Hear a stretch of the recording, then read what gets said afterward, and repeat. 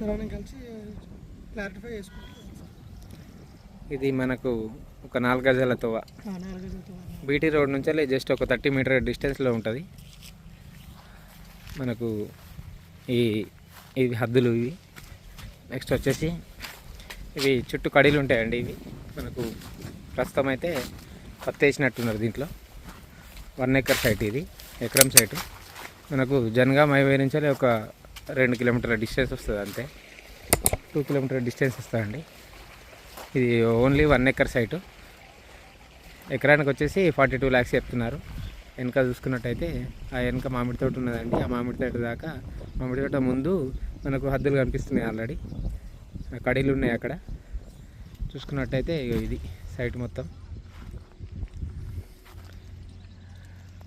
ఆ బస్సు పోతుంది చూడండి, అది డాంబర్ రోడే మనకు.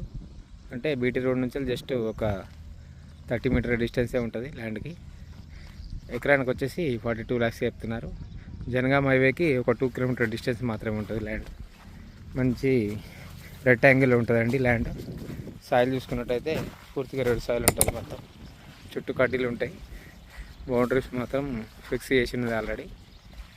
ఎకరానికి వచ్చేసి 42 lakhs చెప్తున్నారు.